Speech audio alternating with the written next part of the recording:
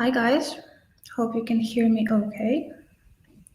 My name is Elena. I'm Corporate Development Director in EG7 Global 7, Swedish holding and a family of game development companies that span the entire value chain of the gaming business. And as you can see, we're pretty active in the market right now. And I guess since everybody's asking the same question about what the hell is with all this M&A deals going on, it would be good to just talk and see what's happening, what is happening, and what is going to happen on the M&A side of the gaming business. And yeah, let's just take a look at 2020. I think that's $21 billion of transactions is a record number so far. And if you needed something to convince your parent that you're actually doing serious business and not just playing some sort of games, you're welcome. 21 billion, even more. I think 21.2. What is the thing? Why did companies just start buying each other like crazy? And some dramatic stuff also happened, like for example, Electronic Arts stepping at the last minute into this Codemasters deal, basically outbidding the Take-Two, as if this moment, in this Hollywood romantic comedies, when in church and wedding somebody asks, if there's somebody who can say anything, do it now or be silent forever, and somebody just appears. So in all this activity happening, let's just try and take a look. What is the reason behind it? What are the most common problems? And what shall you do with all of it? So last year, 2020, for us, it was 3 acquisitions. We welcomed to our family an amazing crowd from Big Blue Bubble in Canada, Piranha Games also in Canada, and Daybreak Studios in the US. It is quite peculiar because all of the acquisitions happened entirely by Zoom, which is basically unprecedented for our industry, because I think one of the key pillars of a successful acquisition is the cultural fit. And how do you get to know the culture if you're not able to just travel, spend time in the office, meet the team, and actually have a human conversation? Well, I guess for us, it was also a revelation. We kind of understood that if there is a click, if you know that these people are like-minded, if you see that they share your core values and ideas, it doesn't matter which way you met. It means that no matter if it's a personal connection or is it just a Zoom or Google Meets meeting, you will be able to pick up the vibe and you will be able to understand, yes, these people will be able to work with. And yeah, I guess talking about the reasons behind the acquisitions, the most common answer and buzzword that you hear these days is synergies. What are the synergies? I mean, obviously, adding the revenues and EBITDA on top of balance sheets is always a good idea. But what else is there? Is it just about money? Because obviously none of us are in this business for just money, because there are way easier and faster ways to build a fortune than making games. Now, we're here because we believe that it's not just a business, it's also art. And the business is very multiversal, and there's so much happening. And of course, you look at some complementary companies that can basically cover you up in some spaces you're weak. You're looking at your best angles and your best aspects and thinking how you can strengthen them to become absolutely unprecedented and uncompeted in the market. And if you look at what's been happening let's say last year, you will see that most of the deals were between either market giants such as Electronic Arts or let's say Zynga, or of course the holdings like Stillfront, like Embracer, like us, and like Tencent. All of these deals were mainly spread between these 2 types. And if you look at the large players, such as, let's say, Zynga acquiring Peak Games, you will see that this is the perfect example of the synergical acquisition. It's not just, obviously we can see that so far Zynga had their best year, their best financial year, and this growth is fully inorganic because they have been acquiring companies for quite some time. It's just that it popped up on our radar when all this M&A frenzy started happening. And if you look at what they acquired, and if you look at, let's say, Electronic Arts acquiring Glue, you will see that they have a stable and very, let's say, well worked together business unit. And this is why I think this is what is the reason behind most of this synergical deals. Because look, the experience of Google and Amazon with their studios basically like being shut down and not actually doing that well as planned, it proves that you cannot just take industry veterans, you cannot take the experts, give them money, give them, like an office, put them there and say, hey, now go and create the magic. I think it proves very well that the magic only happens when the team has been together for some time, when people know each other, when they have worked together, when they have, failures and victories together. And this is how magic actually works. And this is what the companies are paying for. They have successful teams that know each other, that are able to produce something together, and they can see that. It is proven in their history of their success. It's proven on their balance sheets. It's proven in the consecutive kits that they have been able to launch on the market. And this is the best, and I think this is the most healthy type of the acquisition, because let's say being good in a certain genre and acquiring a company that is able to become like a roll-up and to strengthen your experience in this genre is, I think, the most solid bet. It's actually the same for us, and I think it's pretty much the same for everyone out there. And talking about synergies and talking about all this competition, I think everybody's asking the same question, that are the synergies maybe a little bit overestimated? Is there a chance that the market is so overheated by this panic of, oh my God, we're not going to make it in time, everyone is going to buy everyone? Is there a chance that the multiples are a little bit overestimated as well? I mean, certainly so. And I think that situations when the company can come a little bit overpriced are quite common recently. And I think that it's really important to kind of understand how these synergies are actually going to show, and how the synergies are actually and truly valued.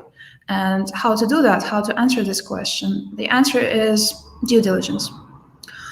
I think due diligence is the most important aspect of any acquisition. It's common to think that a successful deal is a deal that got closed. In our opinion, successful deal is a deal when you're absolutely transparent and you have the objective picture of how the company is doing. Because sometimes you may encounter things that are absolutely unapproachable, something that you absolutely have no idea how to handle. And I think the earlier you understand that, the better you do the due diligence, the more you understand about how company is actually functioning. If there are deep lying issues, the better you'll be able to give the objective valuation, and the better you'll be able to integrate the company further. We're going to talk about onboarding and integration a bit down the line, but due diligence, we usually divide it into three different stages. Well, sometimes it's two. It's basically legal and financial, and there is the commercial and operation. Sometimes we divide commercial and operations into development, technical, analytical, and marketing. But sometimes we just do this overall analysis of things, and in honest conversations with the key team members of every team, be it game development, be it analytics, be it marketing, or whoever else is there, the honest conversations are the only way to kind of find out if this is a match, the only way to understand that this is the right company. They're going to be fully, let's say, onboarded, and they're going to be beneficial to the existing structure. Because I think that we all believe somehow in a way that once the deal is done, the job is done. No, actually, it's just the beginning, because what follows is the most important part, the onboarding. We used to say integration, but since EG7 is a very light touch company. We do not really interfere with the company's day-to-day operations. We always, try to give them as much freedom as we can, so that nothing actually happens, nothing actually changes for the employees. Because you see, acquisitions are always stressful for, like, common employees, because they think, what's going to happen now? Am I going to, report to other person? Is my job secure? What's going on? Obviously, we don't want them to be stressed, and we always try to communicate that nothing is going to change. The only thing we're going to do is to enable the companies and provide them with everything they need to do, to just fully concentrate on what they do best, be it developing best-in-class games, be it launching best-in-class marketing campaigns, whatever it is. And onboarding is basically just connecting the teams and understanding like how would be the best way to work together. And for us, onboarding is one of the most important phases, and it's really crucial to make sure that there is a connection between the teams, because you see, we have several game development companies and they all interact. They all help each other. They share their resources, they share their talent, they share everything. And this is how we need to do it. We need to connect the teams. We need to kind of understand the team dynamics, so that people know who they shall contact, so that people know who will help them in case they encounter any sort of a trouble or any sort of an issue. And you can never underestimate the power of the collective knowledge, because sometimes encountering the complex problem, it's only like the collective mind that can help overcome the issue. And it's really wonderful to see how it happens, because the power of the mind. Our biggest resource is people, and our biggest asset is people. So no matter how important IP is, people are our best chance. So onboarding and integration as the next logical step after a thorough due diligence process is also the key to success, because again, adding revenues and balance sheet is nice, but if you want to actually enable the company to do better, if you actually want to help the business grow, it's absolutely crucial to make sure that the business processes are aligned. You need to see that there's positive dynamics between the teams, and there is communication is happening, because everybody knows that communication is key. So yeah, and as you can see, there's a lot of holding acquisitions recently, because I think last year our fellow Embracer Group has closed 23 deals, a whopping amount. Steel France also closed around 6, and I think same number applies to Tencent, which means that 23 deals is a lot. How do you actually manage, this number of companies? And I think that having a clear and strategic goal about what are you trying to achieve, having these companies on board, is also one of the key elements. And having a clear strategy and clear expectations is also I actually should have mentioned it first. However, it's different. It's difficult to kind of number these elements in the order of importance, because everything is important. You have to consider so much. You have to hold in mind so much. And what does it mean for developer? Because I'm sure that, indie game business, I'm sure that a lot of indie developers are listening to me right now, and they're also aspiring, to build an amazing game, to raise an investment, maybe to also become a part of a larger entity. Well, that's great. And what do you need to know? What do you need to do right now to make sure that tomorrow you're going to be, even more competitive, even more successful? What you need to do is to track.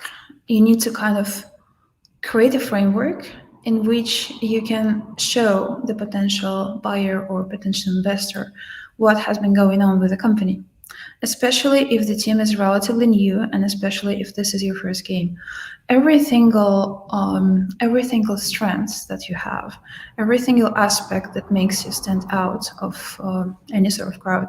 I personally think that every single gaming company is amazing, and everybody deserves, a moment of attention. But how do you make sure you get this attention? I think that the more structured you are, I think that the more the more you are documenting things that you're doing, the more you are highlighting your strengths, and the more honest you are also about your weaknesses, and understanding like how this investor or how this acquirer can actually help you scale, how they can help you grow. This is the key to success. This is the key to being seen, to being heard, to being recognized. And talking about other aspects, let's see. What shall we expect from the future deals? Let's say, I think that more and more important becomes the role of due diligence, and maybe we're going to see, artificial intelligence being a part of it, because crunching lots of data and numbers is something that can be easily lifted, from people basically going all over these Excel spreadsheets and calculating in different currencies. I think that globalization and companies basically expanding their global reach and going into other regions that used to be more reserved, let's say. We can see a lot of growing interest to India. We can see a lot of growing interest to Latin America. Asia is becoming more and more open, which have always historically been very, very reserved and very domestic, let's say. We can definitely expect major publisher consolidation all over the world, because companies will be trying to secure the bigger and bigger market share, and obviously to secure the bigger the player you are on the market, the more stable you are, the more likely you are to get the best, to receive the best hits, to publish the best titles. And obviously the growing community of indie developers worldwide is going to contribute to that a lot. I think that this market consolidation and having more and more resources on hand will be also super beneficial to indie devs community, because there will be more cash in the market, there will be more investments, more and more talented team will be recognized, and more talented team will receive funding, which I think is a very good thing.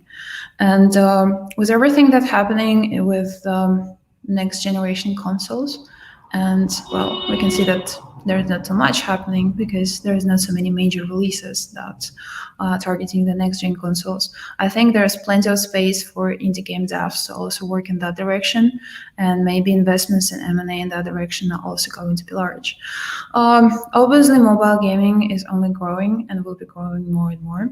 And although there are certain concerns about IDFA and lack of context advertising and lack of quality leads, let's say, is going to slightly shake the market, but I'm sure that we're going to see a lot of interesting technological partnerships and interesting solutions popping up, and maybe that will also be another aspect of M&A and investments into this technological space.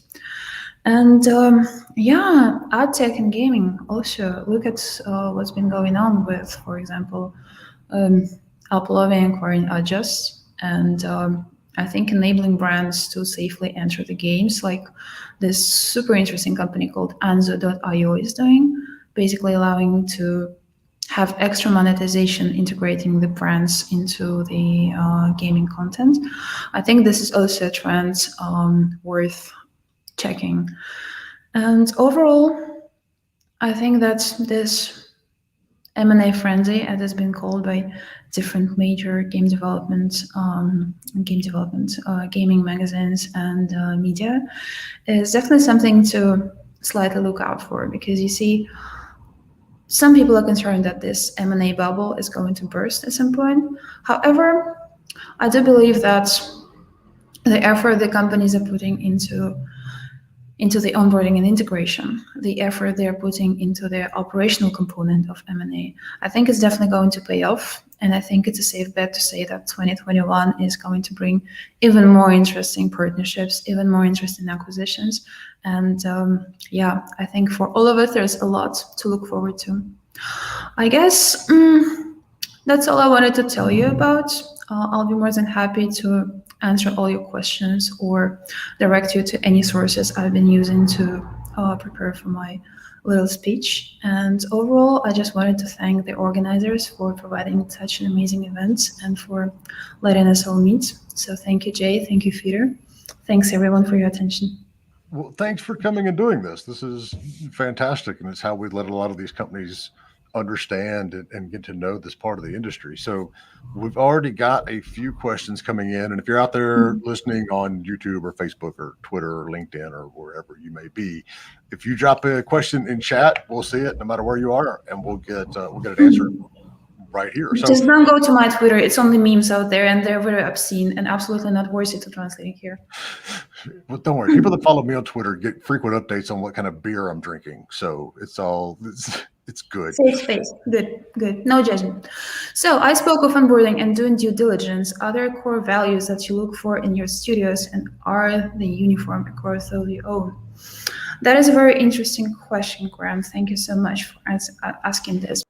You see, it's always very hard to find a compromise between preserving the original culture of the company or translating your own values and broadcasting these values into the company. And I think in EG7, we found a really great balance because we're looking for like-minded companies.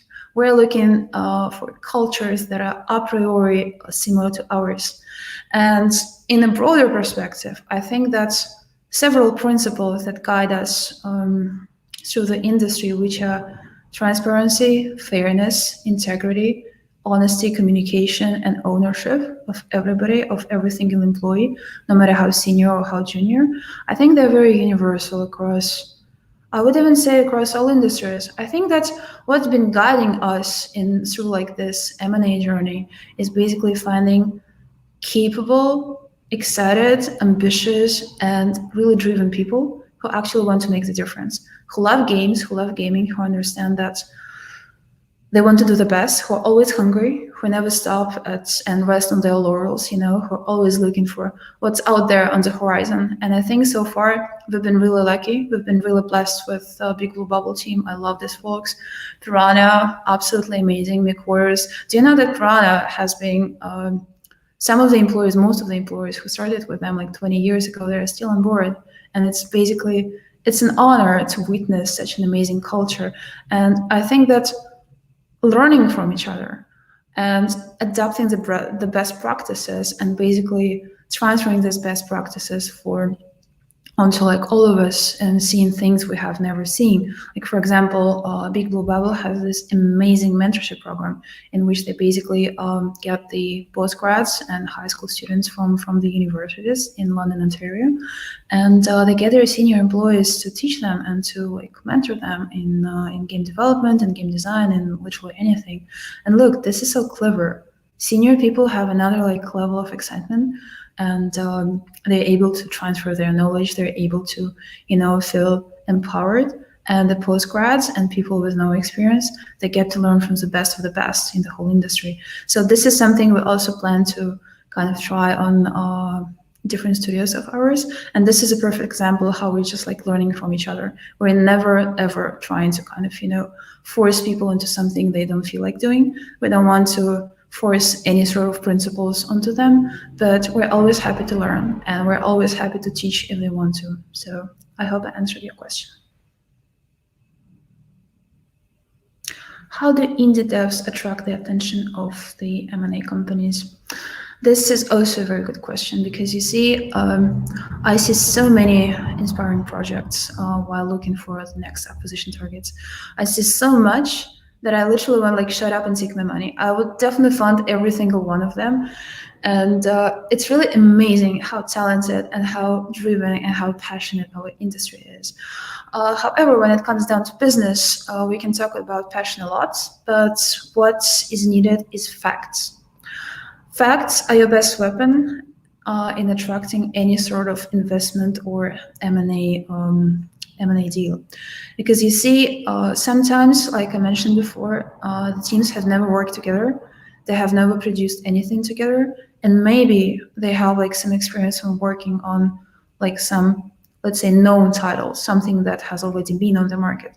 This is also like a big point for an investor, because people who've been actually dealing with something already commercially successful, they are trusted people. So if your team has worked on, I don't know, Uncharted or Last of Us, highlight it. Absolutely brag about it. Put it everywhere, like throw it on the banner, whatever. If you have a clear plan how to use the investment, if you have a clear plan how much funding you need and how you're going to spend it, this is also like a major plus. For us, it's a huge plus to understand what the company actually wants from us. I mean, obviously, of course, every deal is a combination of stock and shares, but behind stock and shares, there's also a lot that, again, we can learn from each other. There's a lot we can help in terms of opening the doors, because together we're a much bigger player on the market. We're much more notable, and we're much less likely to be ignored by any major companies. So that also, but yeah, to go back to my previous point, because I'm kind of running ahead of the train here, having a clear business plan of how you plan to spend the investment and how you plan to utilize the existing framework of your potential buyer is always a huge deal, and it's always going to help you. I think last piece of advice, avoid doing the hockey sticks. In 2020 we had this, in 2021 we had this, but look at 2025, we're going to be there.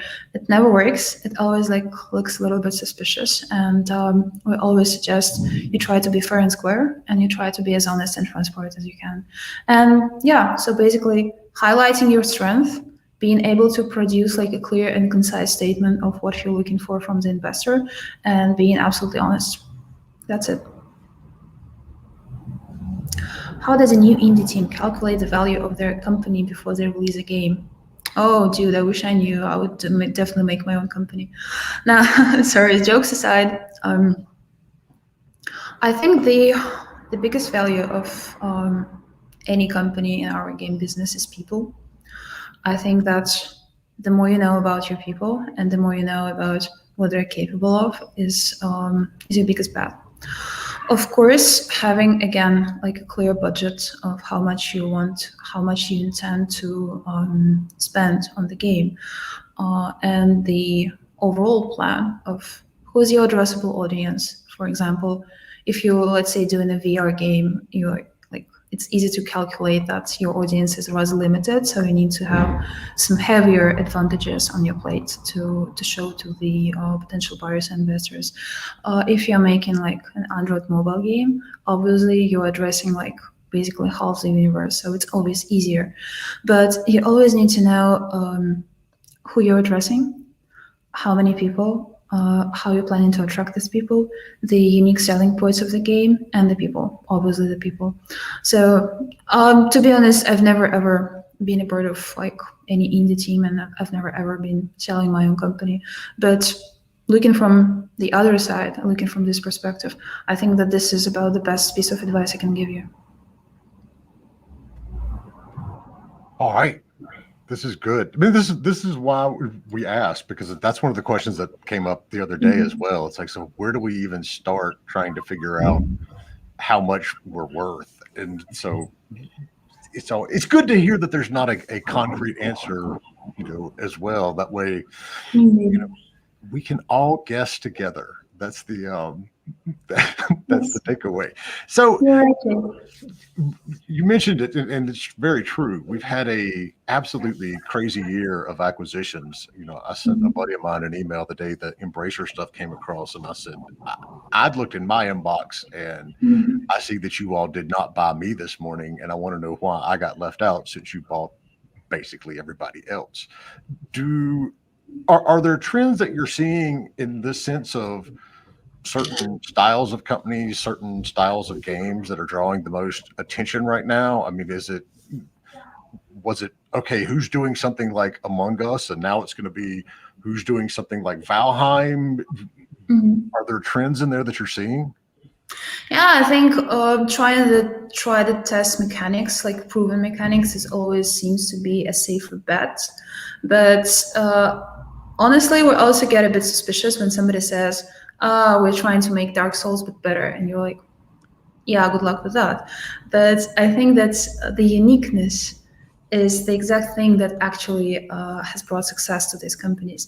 The uniqueness of the stuff Mediatonic is doing, the uniqueness of Fortnite, the uniqueness of Among Us. I think this is a key component that brought them into this, into this niche. And I think that there is no recipe for creating like a commercially successful game that every single investor is going to like beat on. I think that innovation, clever innovation, when you actually can measure and predict the success, I think this is a key for it, and not just copying the popular mechanics.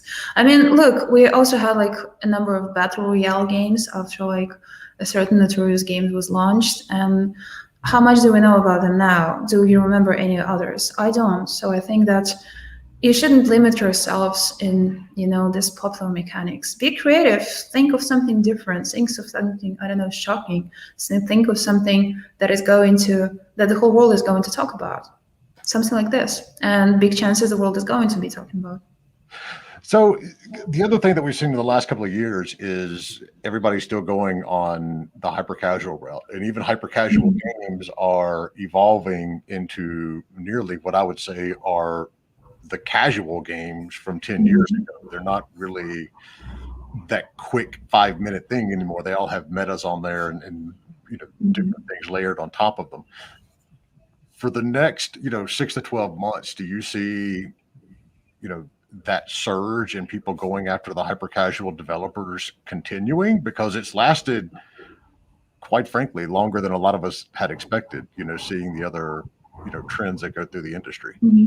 Are we talking from consumer perspective or from business perspective? Business perspective. Sure.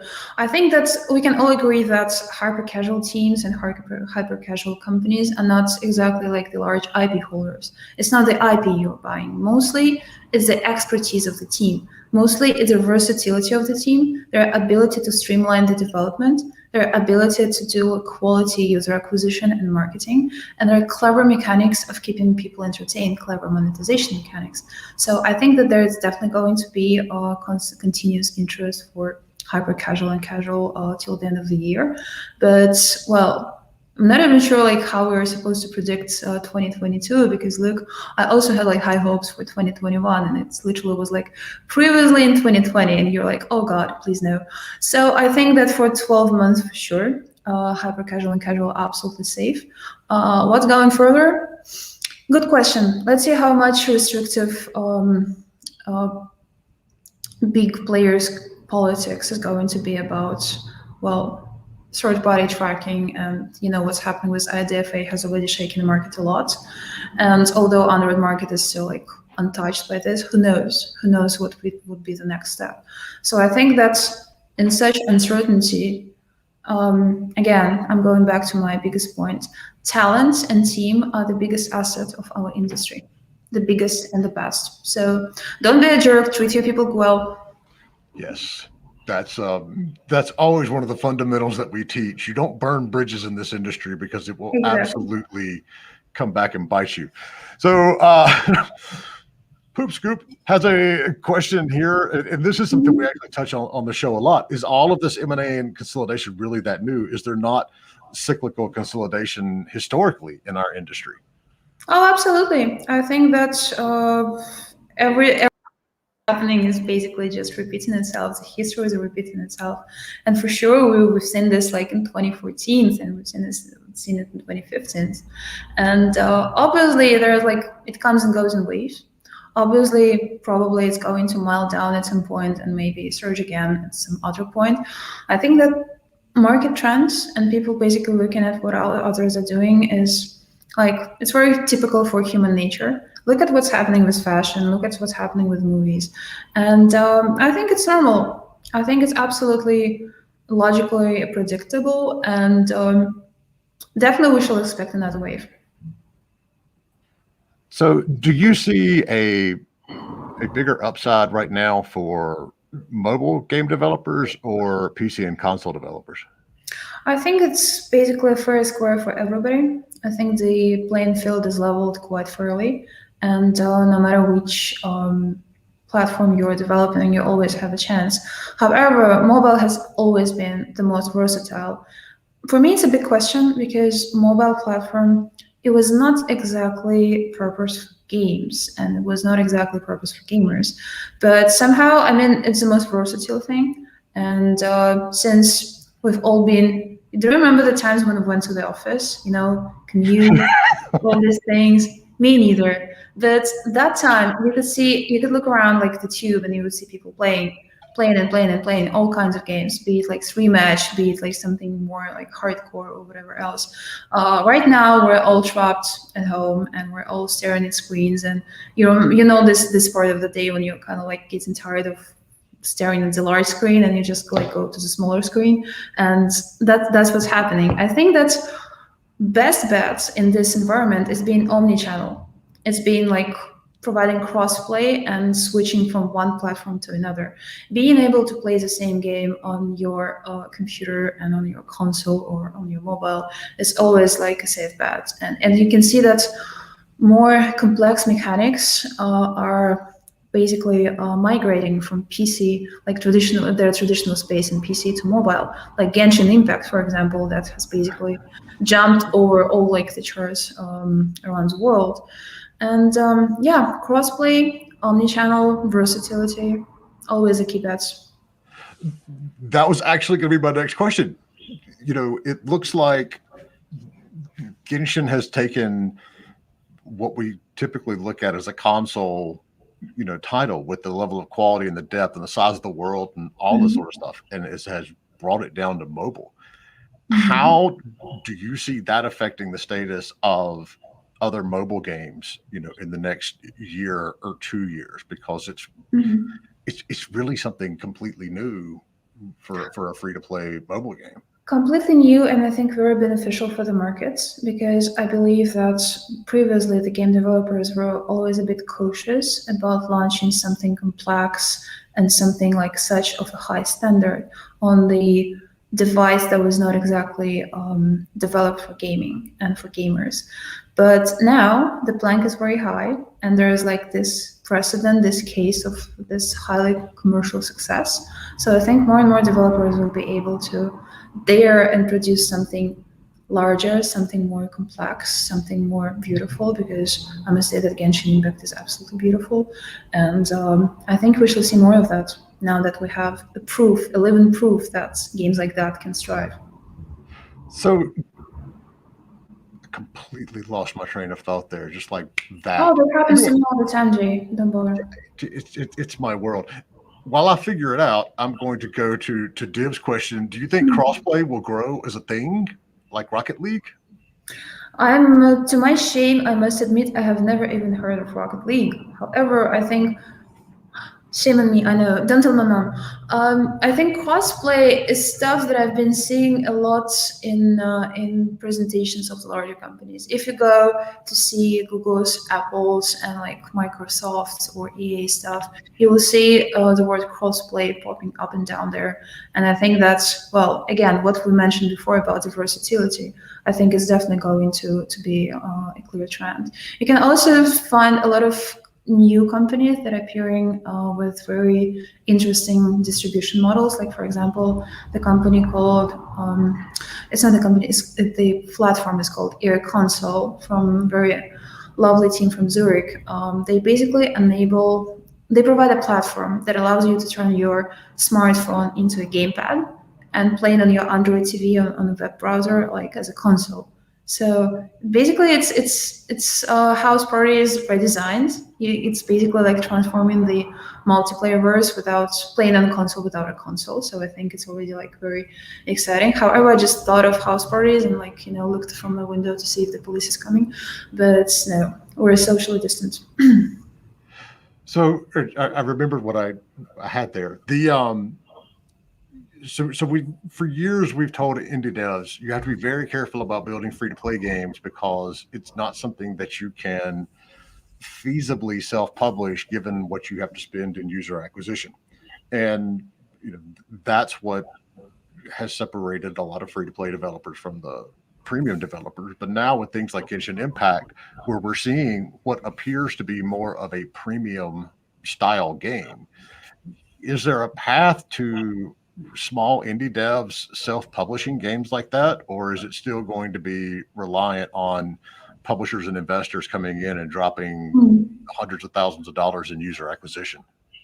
That is a really good question. I think, Jay, that the current ecosystem of gaming companies is providing a lot of opportunities to self-publish, from online courses for marketing and UA, which a lot of them became absolutely free of charge during the pandemic to support the businesses, to growth platforms such as Unity Growth Platform, and more companies are kind of who already have the experience, let's say, in user acquisition and games marketing.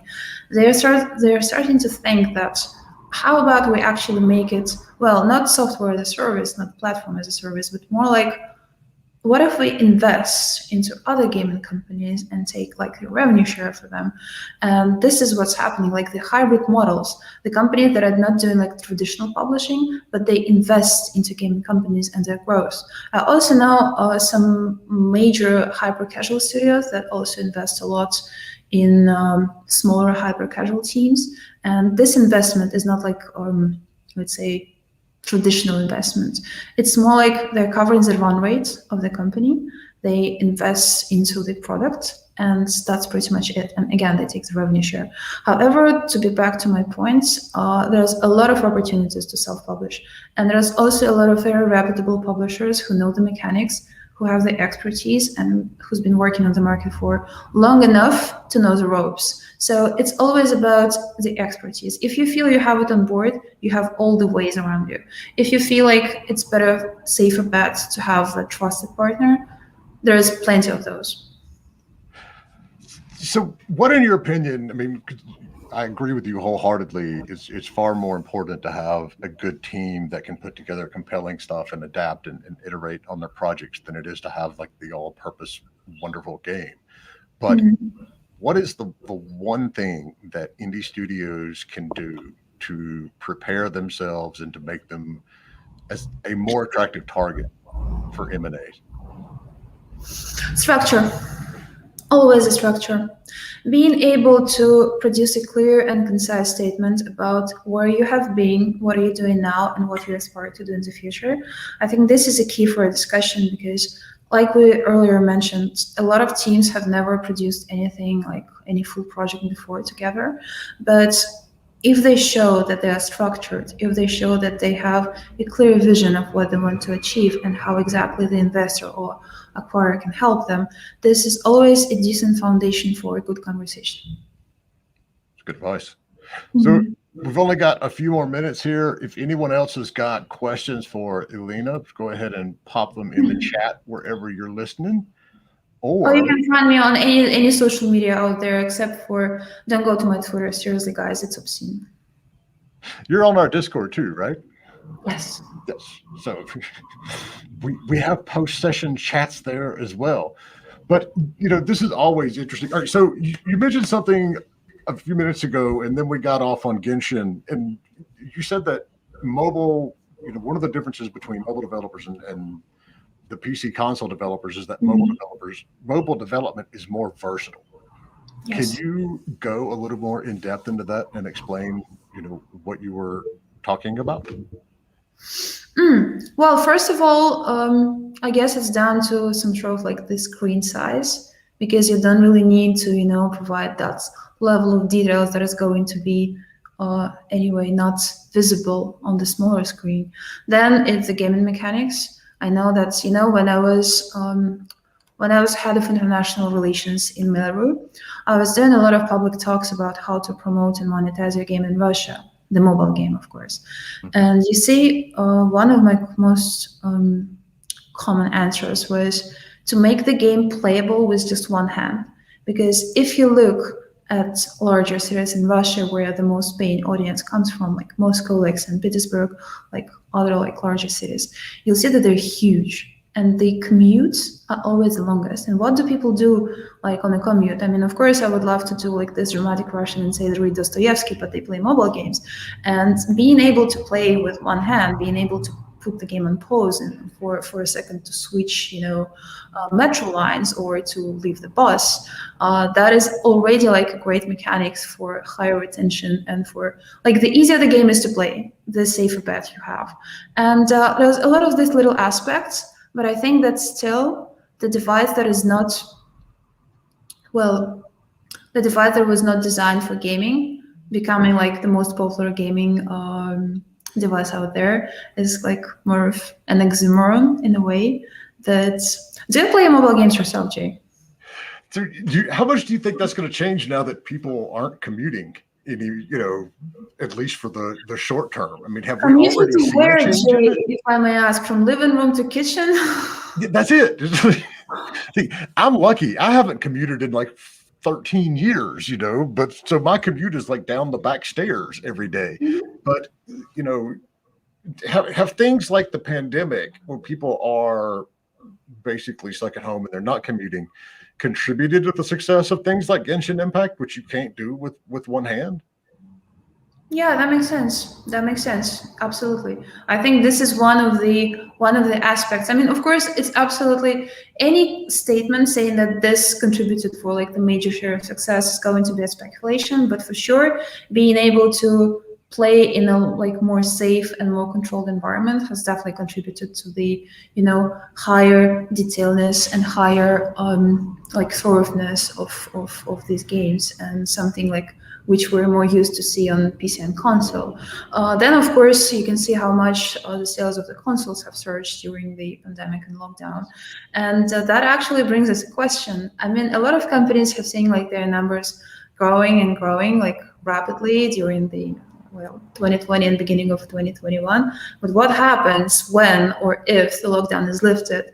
Is there a chance that people get so tired of staring into screens that they're never gonna like be playing again, that they'll be spending all the time outside in the bars and the terraces and like all the stuff when Mr. Bill Gates microchips all of us?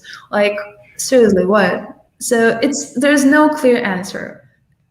What I can say is that I'm grateful being in the industry that was not affected by pandemic, but was like even prospering due to pandemic. So I think we're all lucky.